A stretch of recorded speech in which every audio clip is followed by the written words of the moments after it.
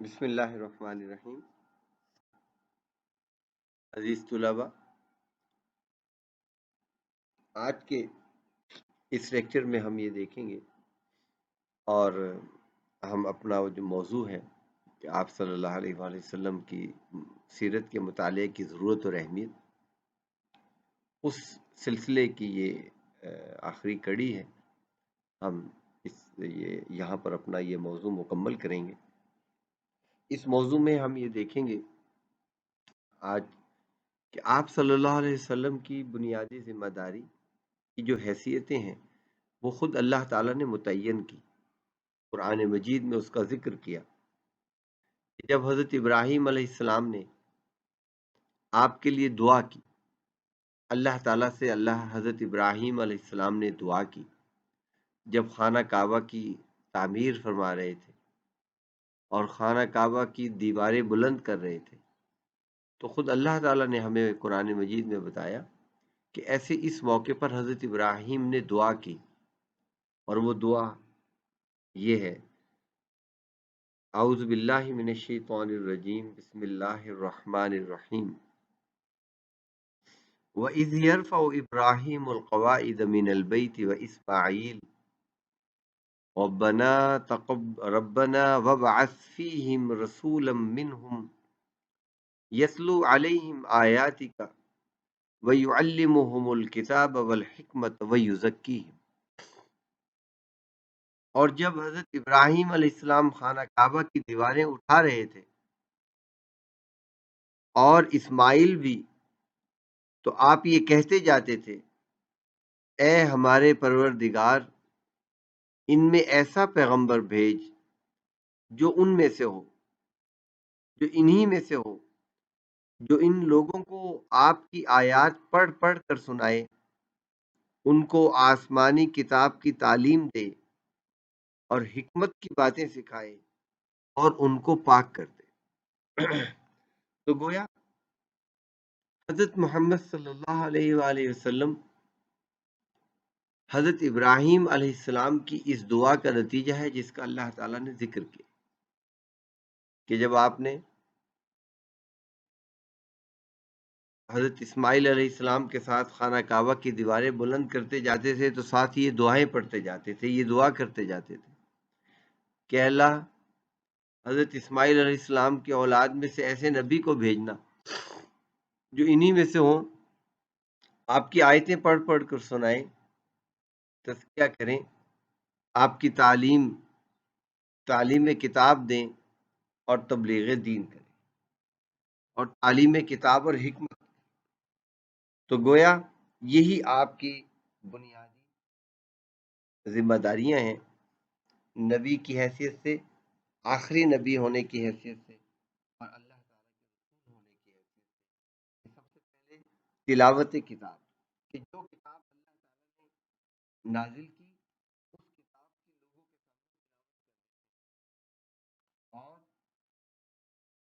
اور اس سے، جیسے آپ کے اللہ تعالیٰ نے آپ پر قرآن مجید نازل کیا، آپ نے وہ تلاوت کر کے صحابہ اکرام اور کاتبین وحی کو دیا، انہوں نے یاد کیا، محفوظ کیا، پھر اس کتاب کی تعلیم بھی دی، اور تعلیم قول سے بھی دی اور اپنے عمل سے بھی دی۔ تو گویا آپ انسانیت کے لیے بطور معلم ہیں، اللہ نے آپ کو بطور معلم، بطور ایک انسانیت کے لیے بھیجا تاکہ انسانوں کو تعلیم دی جا سکے۔ تو تلاوت کلام آیات اور تعلیم کتاب، یہ آپ کے ذمہ۔ تعلیم تیسری حیثیت، کتاب اور حکمت کی تعلیم دینا، کتاب کی تعلیم دینا اور حکمت، اور یقیناً جو حکمت ہے اس میں عملی زندگی مراد ہے کہ جو تعلیم میں کتاب ہے اس کے احکامات کا جاننا، پھر اس پہ عمل کیسے کیا جائے گا، آپ نے اس کے عمل بھی کر کے دکھایا۔ اور چوتھی چیز جو ہے تزکیہ نفس ہے۔ تزکیہ نفس سے مراد یہ ہے کہ آپ کو جو لوگ ہیں ان کے اخلاق کو درست کرنا۔ تزکیہ کہتے ہیں پاکیزہ کرنے کو، پاک صاف کرنے کو، یعنی وہ چیز جو آلودہ ہو، وہ چیز جس میں بہت سی آلائشیں شامل ہوں، نجاسوں سے پاک کر دینا، گندگی سے پاک کر دینا، بری چیزوں سے پاک کرنا، اور اس کو انسان کے اندر چونکہ اچھے اور برے دونوں اخلاق ہیں، اچھے اخلاق بھی ہیں، برے اخلاق بھی ہیں۔ انسان غصہ بھی کرتا ہے، صبر بھی کرتا ہے، تحمل بھی کرتا ہے، اس میں بخل بھی ہے اور سخاوت بھی ہے۔ تو اس میں سے جو برے اخلاق ہیں، اس کی جو آلائشیں ہیں، آمیزشیں ہیں، بری ہیں، وہ اس سے الگ کر دینا اور ان کے اندر اچھے جذبات، پاکیزہ اخلاق پیدا کرنا، جیسے محبت کے جذبات ہیں، عزت اور احترام کے جذبات ہیں، صبر ہے، تحمل ہے، برداشت ہے، عفو و درگزر ہے، سچائی ہے، عدالت ہے، امانت ہے، دیانت ہے، محنت ہے۔ تو یہ سب چیزیں اس کے اندر پیدا کرنا،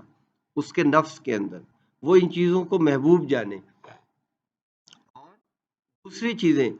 جیسے غصہ ہے، نا انصافی ہے، بے انصافی ہے، ظلم ہے، زیادتی ہے، نفرت ہے، بغض ہے، انتقام ہے، ان چیزوں سے دور رہنا، جیسا کہ اللہ تعالیٰ نے فرمایا کہ اس دین کی تعلیم سے ایسے لوگ پیدا ہوئے آپ کی صحبت سے کہ جن کے لیے اللہ تعالیٰ نے حبب الیہم الایمان، کہ اللہ نے ان کے لیے ایمان کی محبت پیدا کر دی اور ان کے لیے نیکی کی محبت ہے، اور وہ ایمان سے محبت کرتے ہیں، اچھائی سے محبت کرتے ہیں، اچھی باتوں سے محبت کرتے ہیں۔ اور آپ صلی اللہ علیہ وسلم کی اس صحبت اور آپ کی تربیت کے نتیجے سے ان کے اندر سے کیا چیزیں چلی جاتی ہیں؟ کفر اور نافرمانی، ان کے وہ اس سے نفرت کرنے لگتے ہیں، انہیں کفر سے، انکار کرنے سے، نافرمانی کرنے سے، اللہ کی بات نہ ماننے سے اور برائی سے، گناہ سے انہیں نفرت ہو جاتی ہے۔ تو ایسے اخلاق کی تربیت کی جاتی ہے کہ اچھی باتوں سے انہیں محبت ہو جاتی ہے اور بری باتوں سے انہیں نفرت ہو جاتی ہے۔ تو گویا آپ نے تربیت کی اور تعلیم، تو گویا چار آپ کی حیثیتیں ہیں: تلاوت آیات، تعلیم کتاب، تعلیم حکمت، تزکیہ نفس۔ آپ نے دیکھا کہ جہاں پڑھنے لکھنے کا رواج نہیں تھا، وہاں ہر شخص اللہ کی کلام کی تلاوت کرتے ہیں، یاد کرتے ہیں، لکھتے ہیں، پڑھتے ہیں، محفوظ کرتے ہیں۔ اور جہاں تعلیم کے لیے کوئی خاص چیز نہیں تھی، وہ اللہ کی کتاب کی تعلیم دی جاتی ہے، درس و تدریس، اصحاب صفہ، سوال و جواب، پوچھنا، سمجھانا، سمجھنا۔ گویا ایک تعلیم کا ماحول آپ نے پیدا کر دیا کہ جس میں بچے بھی سیکھتے ہیں، جوان بھی سیکھتے ہیں، بوڑھے بھی سیکھتے ہیں، عورتیں بھی سیکھتی ہیں، بوڑھی عورتیں بھی سیکھتی ہیں، سب گویا تمام معاشرے کے افراد اللہ کی کتاب کی تعلیم میں لگ جاتے ہیں، اس کو سیکھنے میں لگ جاتے ہیں، اور آپ صلی اللہ علیہ وسلم انہیں سکھاتے ہیں۔ جن صحابہ کرام ہیں ان کی ذمہ داری لگا دیتے ہیں، تب وہ سکھاتے ہیں۔ اصحاب صفہ تو وہیں رہتے ہیں تعلیم کے لیے، تو آپ صحابہ کرام کو مقرر فرماتے کہ جاؤ فلاں علاقے میں، فلاں قبیلے میں، وہاں جا کے اللہ کی کتاب کی تعلیم دو۔ پھر تعلیم حکمت، تعلیم حکمت کہ جو اس بات کی تعلیم دی جا رہے ہیں انہیں عملی شکل میں بھی دینا، احادیث کے ذریعے اللہ تعالیٰ نے کلام مجید کی وضاحتیں کی، اس کو عملی شکل میں بھی، اقوال میں بھی، افعال میں بھی سمجھایا۔ آپ کی سنت، آپ کی جتنی احادیث ہے مبارکہ ہے، یہ حکمت کی تعلیم دیتی ہے۔ تو یہ حکمت کی باتیں، قرآن مجید کی تعلیم کے نتیجے میں جو آپ نے حکمت کی باتیں سکھائیں، وہ سب احادیث میں درج ہے، سینکڑوں، ہزاروں احادیث آپ نے جو ہے صحابہ کرام سے منقول ہیں، جو آپ نے لوگوں کو بتائی اور سکھلائیں، صحابہ کرام کو بتائیں، انہوں نے محفوظ کی، اور آپ نے دعا دی کہ اللہ تعالیٰ اس کو خوش و خرم رکھے جو میری بات سنے اور اس کو محفوظ کرے اور اسے آگے پہنچا دے۔ تو آپ کی جو حکمت کی باتیں احادیث اور سنت کی شکل میں، وہ بھی محفوظ ہیں، وہ بھی ہمیں ملتی ہیں، تو آپ کی تعلیم کا حصہ ہے۔ قرآن مجید کی تعبیر ہے، تشریح ہے، اور اس کی تفصیل ہے اور اس کی تفسیر ہے۔ تو آپ کی حدیث، سنت، یہ سب تعلیم حکمت ہے۔ عملی زندگی کے جتنے اعمال ہیں یہ تعلیم حکمت ہے۔ تو تزکیہ نفس، جیسے میں نے پہلے ذکر کیا کہ تزکیہ نفس سے مراد انسان کے اخلاق کو پاکیزہ بنانا اور اس کو سنوارنا ہے۔ تو ہم آج اسی جو بات ہے اس پر اپنا اس موضوع کو مکمل کرتے ہیں اور اس کو دہرا لیتے ہیں کہ مطالعہ سیرت کی ضرورت اور اہمیت اس لیے ہے کہ آپ صلی اللہ علیہ وسلم اللہ تعالیٰ کے رسول ہیں، آخری رسول ہیں، اللہ کے آخری نمائندہ ہیں، حق کے آخری پیغمبر ہیں، اور آپ کا مطالعہ اس لیے ضروری ہے کہ آپ اللہ تعالیٰ کی کتاب کی تشریح کرتے ہیں، آپ اس پر عمل کر کے دکھاتے ہیں، آپ کی زندگی محفوظ ہے اور مکمل ہے۔ اور اسی طرح آپ صلی اللہ علیہ وآلہ وسلم کی جو حیثیت ہے وہ قرآن مجید کی معلم ہے، تعلیم دیتے ہیں، اور پوری انسانیت کے لیے تعلیم ہے۔ اللہ کی کلام کی تلاوت ہے، تعلیم ہے، وضاحت ہے، عملی زندگی کا میں اس کا اظہار ہے، اور تزکیہ نفس ہے، اور پھر آپ کی زندگی کے تمام شعبوں پہ محیط ہے، ہر شعبے میں ہمیں رہنمائی ملتی ہے۔ تو اللہ تعالیٰ ہمیں اس بات کی توفیق دے اور ہم اس پر عمل کریں کہ آپ صلی اللہ علیہ وسلم کی سیرت کو اور مکمل پڑھیں، آپ کے حیات جاوداں، حیات جو ہیں مبارکہ کو مکمل پڑھیں، اور اس نیت اور ارادے سے پڑھیں کہ ہم اس پر عمل کریں گے، اس کی اطاعت کریں گے۔ تو یہ ہماری جو سلیبس ہے اس کا سوال ہے، اور اسی طرح سے اس کا جواب دینا ہے، جیسا کہ میں نے آپ کو اس کو بتایا کہ ہم اس کے معنی اور مفہوم کی وضاحت کریں گے، اور اس کے بعد اس کی آپ کے مقام اور مرتبے کی وضاحت کریں گے، آپ کی کیا حیثیت ہے، اور پھر آپ کی زندگی کی کاملیت کی وضاحت کریں گے کہ آپ کی زندگی کامل ہے، اور پھر یہ بتائیں گے کہ آپ کی تو حیثیت ہی اللہ نے ایک معلم کی حیثیت رکھی ہے، جس میں آپ تعلیم کتاب دیتے ہیں، تزکیہ نفس کرتے ہیں، کتاب و حکمت کی تعلیم ہے، اور دین کی تبلیغ ہے۔ آپ نے زندگی میں دین کی تبلیغ کیسے کی، آپ نے یہ سب کام کیسے کیے، اور تاکہ آپ کے دین کی اسی دین کی آگے بھی تبلیغ، ہماری بھی یہ ذمہ داری ہے کہ جب آپ صلی اللہ علیہ وسلم چونکہ آخری نبی ہیں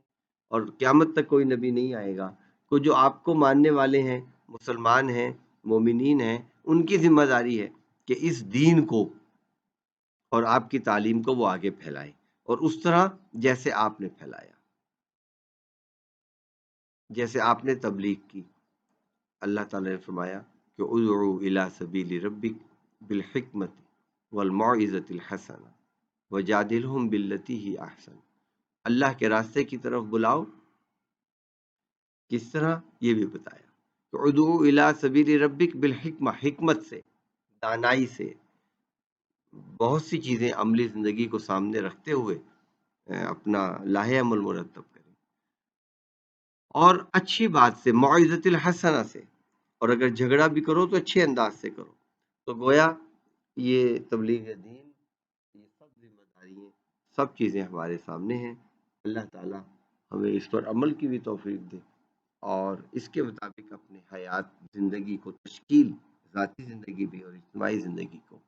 ان رہنما اصولوں کے اور آپ صلی اللہ علیہ وسلم کی پیروی میں ہمیں اس کی تشکیل کی توفیق دے۔ تو یہ سوال ہیں، اس میں جتنی آیات ہیں اور احادیث میں نے کی ہیں اس کو آپ نوٹ کریں، اور اپنے نوٹس بنا کر